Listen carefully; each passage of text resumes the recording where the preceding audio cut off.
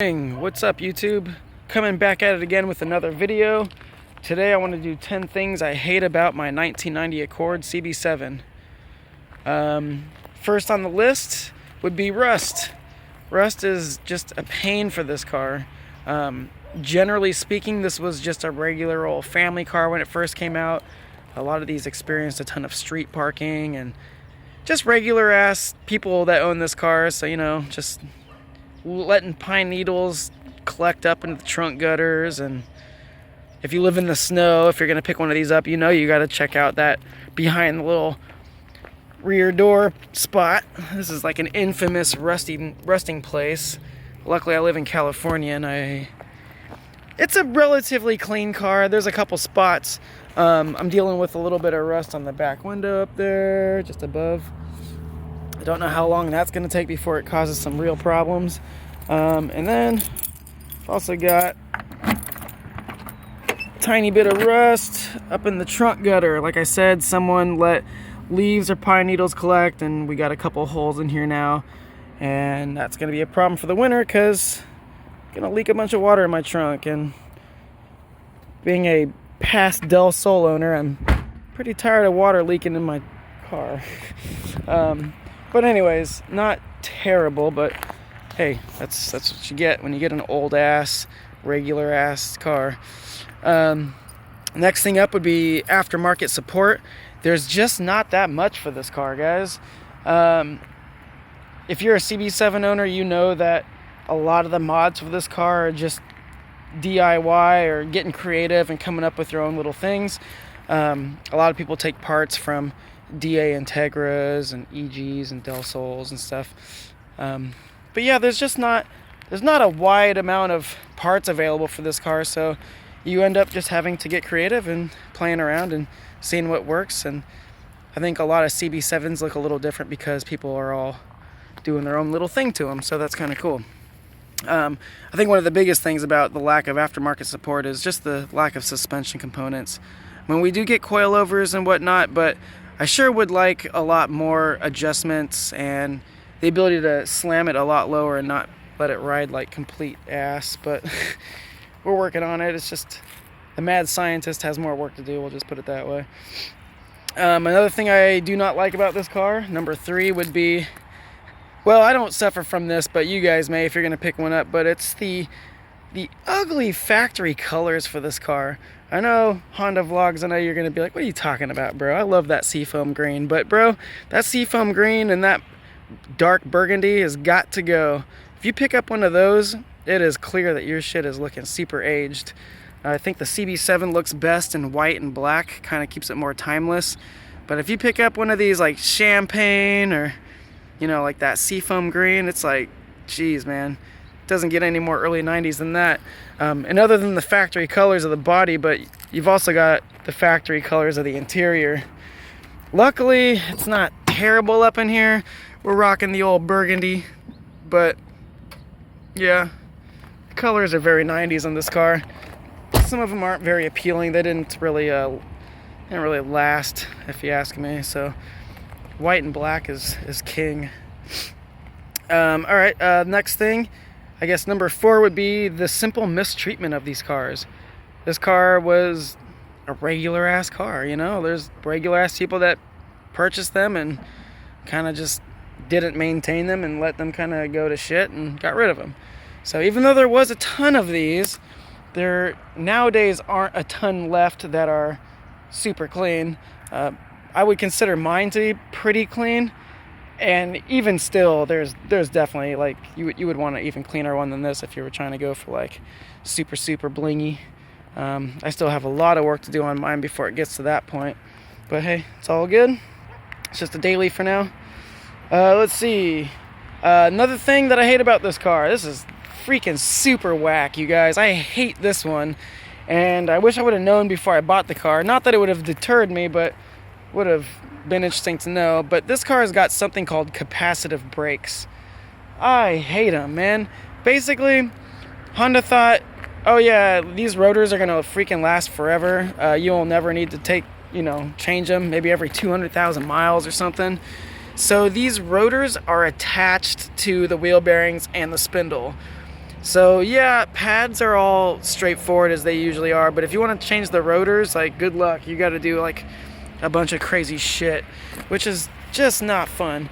So I know a lot of people end up getting Honda Odyssey spindles and going the 5-lug disc brake route to kind of alleviate some of that shenanigans, which makes a lot of sense because it's a serious pain in the ass. And if you never dealt with capacitive rotors, then you don't even know what I'm talking about. That shit sucks. Cool. Let's see. The fifth thing I hate about this car is the fact that it's just super easy to steal. Maybe I shouldn't be putting that out there on YouTube. Maybe the new kids, the new 18-year-olds of today don't realize how easy this is to steal. But, I mean, honestly, you just jam a screwdriver into the ignition and crank it over, and usually it'll start. Every time you find your cb7 after it's been stolen, the ignition's always, like, jacked up, and you gotta repair it. So, just typical. So, if you are going to pick up a cb7, go ham on security. I'm not talking about going to Best Buy and picking up a freaking Viper alarm. That's not going to do you shit.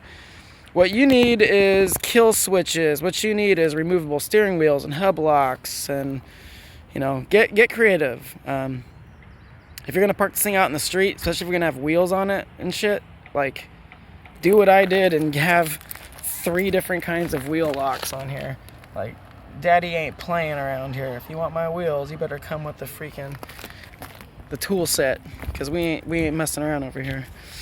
So yeah, that would be number 5. It's just too damn easy to steal this car. So I think that's starting to go away now that a lot of the people from my generation are not really they're older and not really stealing cars as much anymore.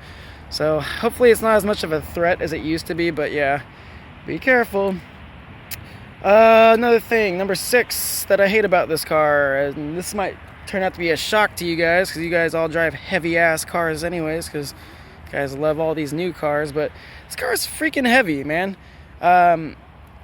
It's not heavy, but it is. For a 90s Honda, if you're trying to min-max your specs and be a fast little Honda out there, probably not the one you would get. You could pick up a Del Sol for 2,300 pounds. You can get an EF hatch, remove the seats, and go ham, and then you're looking at like 21, even 1,900 pounds, like if you're going nuts. But this thing's curb weight starting off is 2,700 pounds, which is the same exact weight as the Honda CRZ that I used to have, which is funny because this car is a 4-door and all that. So, I mean, respectively, yeah, it's light, but if you're gonna put it up against, other early Hondas, it is a heavier car. But, hey, you know what? It's all good. Number 6, or 7, it's number 6. Rough idle. This car just has a notorious rough idle. I know that it can get better, but the fast idle valve, the idle air control valve, you're always kind of tinkering with those. I mean, the car is not bad, it's not unreliable, but when you first start on a cold morning, all your neighbors are going to be like, damn, are you going to make it to work today, buddy? But you're like, yeah, I am. Just let this shit warm up. Don't trip. So yeah, just rough idle issues. You'll see forum threads, posts all over Facebook and whatnot. Just everyone's always dealing with that crap. It is what it is. Let's see. Another thing I hate about this car, number 7, is the taillight gaskets. Or I guess really any gaskets or rubber components that are just this old. I had to replace a lot of the taillight gaskets, and you can actually still see I got a tiny bit of moisture in there still. And actually this one inside was completely destroyed. This is a different corner piece I got from a pick and pull yard, because basically the amber and the red, like the separating piece between them, like crumbled away, so light was like bleeding into the entire cavity there. It was just like, looked like a straight hoopty, but I fixed that. So anyways, taillight gaskets, you're gonna get water in your taillights if you don't get that shit fixed, and it ended up becoming a bigger problem than you think.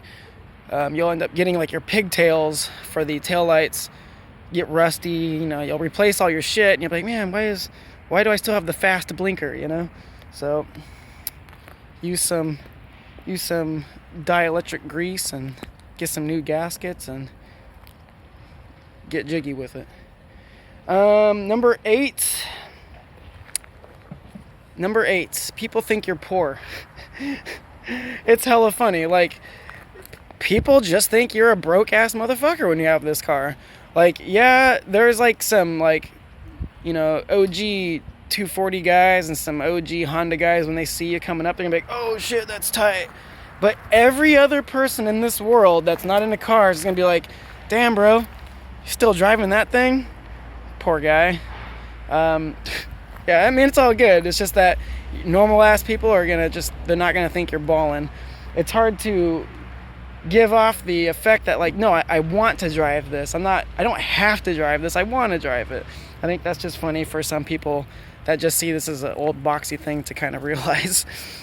And then for my final thing, sort of relates to that, is girls don't think you're cool in this car. I would call this my anti-gold digger car. If you could get a girlfriend in this car, then she'll probably like your weekend car, because yeah, I don't get any chicks being like, hey, nice car, like I love it, you know? So yeah, if you're gonna try to like spit some game, not the car to be doing it in. I will say though, once my girlfriend kind of understood why this car was so tight, I think she kind of likes it now. But yeah, you're not gonna, it's not a panty dropper, you know? So anyways, that's my 10 things that I do not like about my Accord CB7. Let me know what you guys think down below. I'll try to record a video for the 10 things I love about this thing next. So yep, shoot me your feedback, throw me any ideas for any future videos, and take care guys. Peace.